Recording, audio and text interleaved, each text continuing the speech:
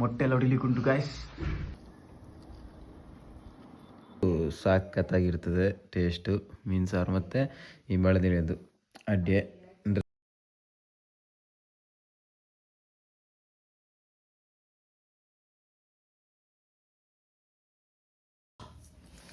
ಸುದೀಪ್ ಅವ್ರದ್ದು birthday celebration ಆಗ್ಲಿಕ್ಕೆ ಉಂಟು ಸ್ವಲ್ಪ ಹೊತ್ತಲ್ಲಿ. ಸೊ ನೋಡಿ ಕೇಕ್ ಎಲ್ಲ ರೆಡಿ. ಸುದೀಪ್ ಇದು ಬರ್ಡೇ ಮೊಟ್ಟೆ ಎಲ್ಲ ಹೊಡಿಲಿಕ್ಕೆ ಉಂಟು ಗಾಯ್ಸ್, ಕಾಯ್ತಾ ಇರಿ. ರೆಡಿ ಆಗ್ತಿದ್ದೀವಿ. ಕೇಕ್ ತೋರಿಸ್ತೀನಿ ನಿಮಗೆ. ಎಲ್ಲ ರೆಡಿ ಮಾಡಿ ಆಗಿದೆ ಗೈಸ್. ಇದಕ್ಕೆ ಹಚ್ಚಲಿಕ್ಕೆ ಇದೇ ಇಲ್ಲ, ಏನು ಬೆಂಕಿ ಬಟ್ಟಿಗಿಲ್ಲ. ಬ್ಲಶ್ ಆಗ್ತಿದ್ದಾರೆ, ಬ್ಲಶ್. ಈಗ ಕೇಕ್ ಕಟ್ ಮಾಡುವ ಸಮಯ. ರೆಡಿ ಮತ್ತೆ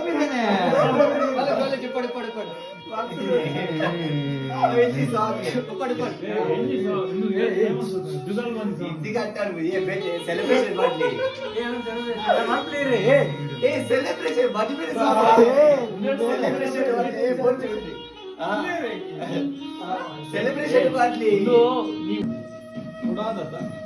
ಹ್ಯಾಪಿ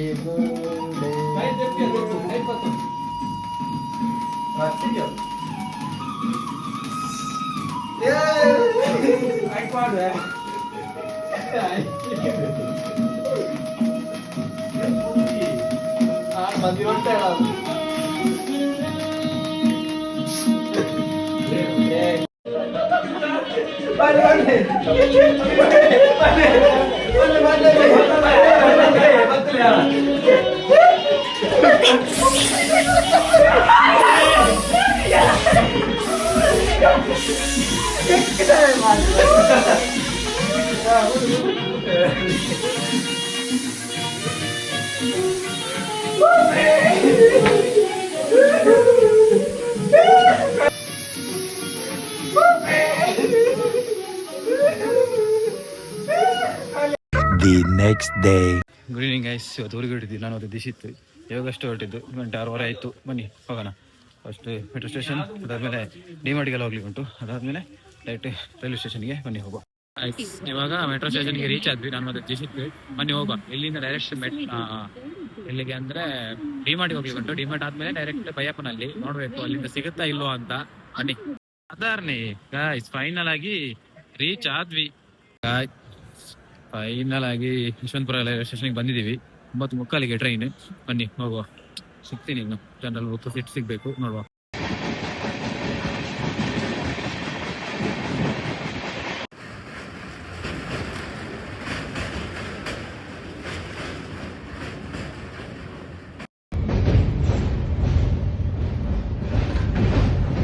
ಫೈನಲ್ ಆಗಿ ರೀಚ್ ಆಗಿದ್ದೀನಿ ರೈಲ್ವೆ ಸ್ಟೇಷನ್ಗೆ 1:12ಕ್ಕೆ. ಸೊ ಇನ್ನು ಇಲ್ಲಿಂದ ಮನೆಗೆ ಹೋಗ್ಬೇಕು, ಬೆಳ್ತಂಗಡಿಗೆ. ಸೊ ಬನ್ನಿ ಹೋಗ್ತಾ ಕಂಟಿನ್ಯೂ ಮಾಡ್ತಾ ಹೋಗ್ತೀನಿ. ಅಂತೂ ಮನೆಯ ಸ್ಟಾಪಿಗೆ ರೀಚ್ ಆದೆ. ಸೊ ಇವಾಗ ಹೋಗ್ತಾ ಇದ್ದೀನಿ. ಅಪ್ಪ ಬರ್ತಾರೆ ಅಂತ ಕರ್ಕೊಂಡು ಹೋಗ್ಲಿಕ್ಕೆ. ಸೊ ಹಾಗೆ ಇನ್ನು ಮನೆಗೆ ಹೋಗಿ ಲಾಗನ್ನು ಕಂಟಿನ್ಯೂ ಮಾಡ್ತೀನಿ. ಫುಲ್ ನಿದ್ದೆ ಇಲ್ಲ ಟ್ರೈನಲ್ಲಿ. ಸೊ ಫಸ್ಟ್ ನಿದ್ದೆ ಮಾಡಬೇಕು, ಅದಾದಮೇಲೆ ನೋಡುವ ಏನು ಅಂತ. ತೊಗೊಂಡಿದ್ದೀನಿ ಐಟಮ್ಸ್ ಎಲ್ಲ ಮನೆಗೆ ಕೆಲವೊಂದು. ಫೈನಲ್ ಆಗಿ ಮನೆಗೆ ರೀಚ್ ಆದೆ, ನೋಡ್ಬೋದು.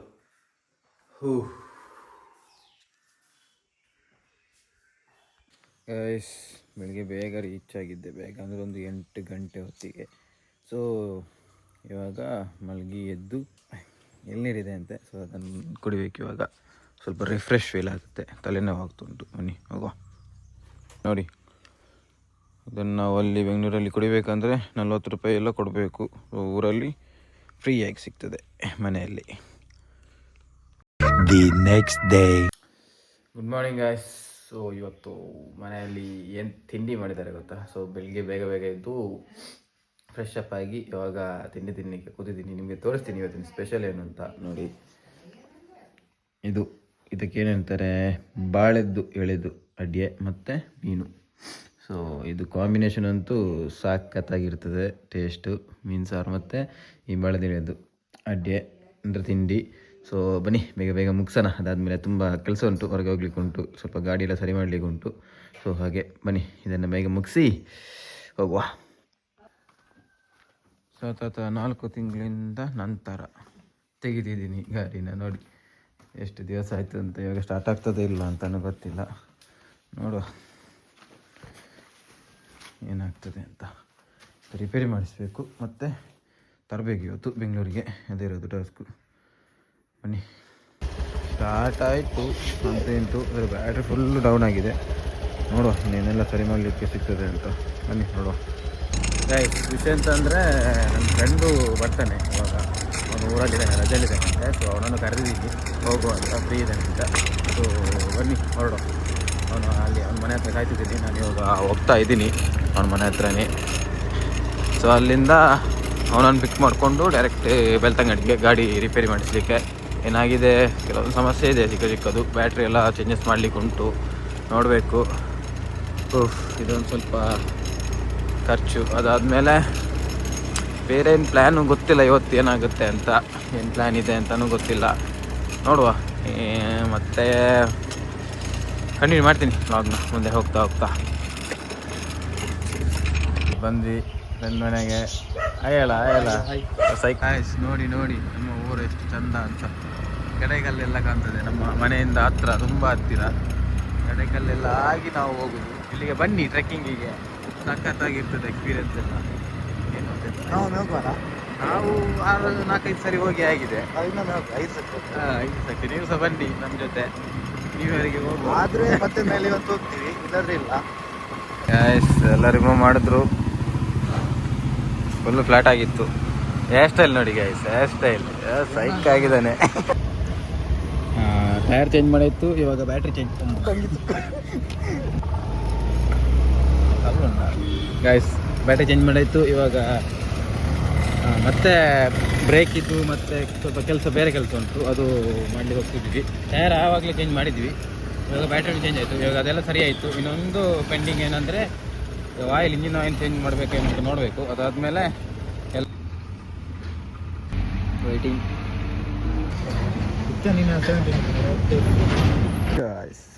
ಇವಾಗ ಗಾಡಿ ಎಲ್ಲ ರಿಪೇರಿ ಎಲ್ಲ ಆಯಿತು, ಗಾಡಿ ತಗೊಂಡು ಆಯಿತು.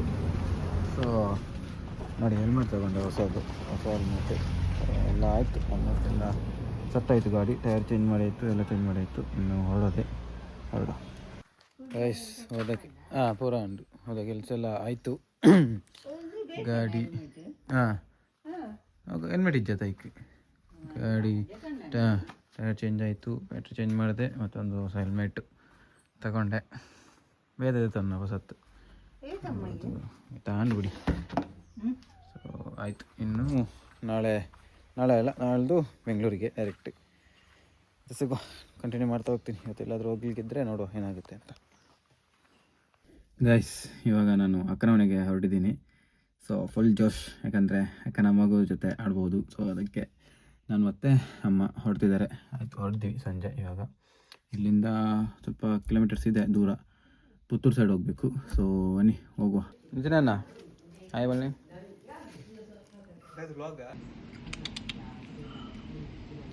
ಲೂಸಿ ಮೂಲು ಗುಡ್ ಮಾರ್ನಿಂಗ್ ಗೈಸ್. ಸೊ ನಿನ್ನೆಯಿಂದ ಲಾಗ್ ಇವತ್ತು ಕಂಟಿನ್ಯೂ ಮಾಡ್ತಿದ್ದೀನಿ. ನಿನ್ನೆ ಅಕ್ಕನ ಮನೆಗೆಲ್ಲ ಹೋಗಿ ಬಂದಾಯಿತು. ಇವತ್ತು ಹೊರಡುದು ಮತ್ತೆ ಬೆಂಗಳೂರಿಗೆ ಗಾಡಿ ಹಿಡ್ಕೊಂಡು ಹೋಗ್ಲಿಕ್ಕೆ ಉಂಟು. ಸೊ ಅದಕ್ಕೆ ಇವಾಗ ಇಲ್ಲಿಂದ ಹೊರಟಿದ್ವಿ. ಗಂಟೆ ಇನ್ನೊಬ್ಬ ಖುಷಿತ್ತು, ಮುಖ ಕಾಣಿಸ್ತದಲ್ಲ ಯಾರ್ದು. ಸೊ ಮಾತಾಡೋದು ಕೇಳ್ತಿಲ್ವ ಅಂತ ಗೊತ್ತಿಲ್ಲ. ಇವಾಗ ಗಂಟೆ ಆಯಿತು, 11 ಗಂಟೆ ಆಯಿತು. ಇವಾಗ ಇನ್ನು ಎಷ್ಟೊತ್ತಿಗೆ ರೀಚ್ ಆಗ್ತೀವಿ ಅಂತ ಗೊತ್ತಿಲ್ಲ ರೂಮಿಗೆ. ಬನ್ನಿ ಹೊರಡುವ. ಇಲ್ಲಿಂದ ಲಾಗ್ ನಿಮಗೆ ಕಂಟಿನ್ಯೂ ಮಾಡ್ತಾ ಹೋಗ್ತೀನಿ. ಸೊ ಮಾತಾಡಿದ್ದು ಕೇಳಿಲ್ಲಾದರೆ ಅಡ್ಜಸ್ಟ್ ಮಾಡ್ಕೊಳ್ಳಿ, ನೋಡುವ ನೆಕ್ಸ್ಟ್. ಬನ್ನಿ ಹೊರಡುವ.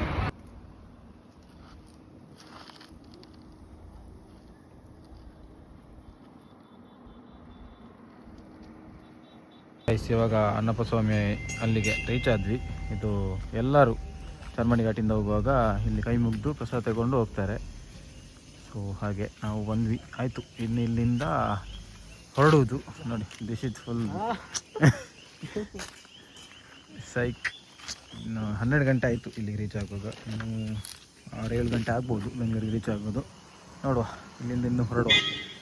ಪ್ಲೇಸ್ ಚೆನ್ನಾಗಿದೆ, ವ್ಯೂಸ್ ಸ್ವಲ್ಪ ಮಿಸ್ಟ್ ಆಗಿದೆ ಯಾಕೆಂದರೆ ಬಿಸಿಲಿದೆ. ಹಾಗೆ ನೋಡುವ ಇನ್ನು ಸಿಗುವ. ಸೊ ಗಾಯ್ಸ್ ಇಲ್ಲಿ ನೋಡ್ಬೋದು ಚಾರ್ಮಾಡಿಯಲ್ಲಿರುವಂಥ ಒಂದೇ ಒಂದು ಬಸ್ ಸ್ಟ್ಯಾಂಡ್ ಇದು. ಓಲ್ಡ್ ಅನ್ಸುತ್ತೆ, ಗೊತ್ತಿಲ್ಲ.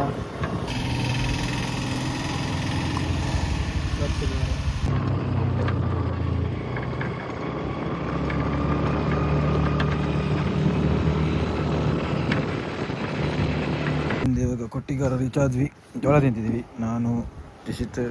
ಇನ್ನೇನು ನೋಡಬೇಕು ಏನೆಲ್ಲ ಸಿಗ್ತದೆ ಅಂತ. ನಾನು ಇದನ್ನು ಬೇಗ ಬೇಗ ಮುಗಿಸಿ ಇಲ್ಲಿಂದ ಮತ್ತೆ ಹೊರಡಬೇಕು. ಚಳಿ ಇದೆ ಸ್ವಲ್ಪ ಲೈಟಾಗಿ ಇದ್ದೀವಿ, ಯಾಕಂದರೆ ಸ್ವಲ್ಪ ರೆಸ್ಟ್. ನಾನು ತಿಂತಿದ್ದೀನಿ. ಸೊ ಅವ್ರಿಗೆ ಬೇಡ ಅಂತ ಎಂತ ಸಹ.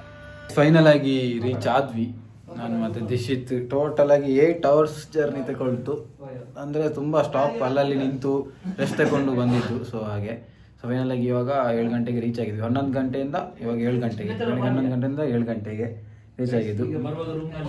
ಬರುವಾಗ ಇಲ್ಲಿ ಪೋಡಿ ಎಲ್ಲ ಮಾಡಿ ಇಟ್ಟಿದ್ದಾರೆ, ಎಂತ ಅಂತ ಗೊತ್ತಿಲ್ಲ, ಯಾಕೆ ಅಂತಲೂ ಗೊತ್ತಿಲ್ಲ. ಇದು ನೋಡಿ ಪೋಡಿ ಇರ್ತಾ ಉಂಟು, ಫುಲ್ಲು ಬೆನ್ನು ನೋವಾಗಿದೆ.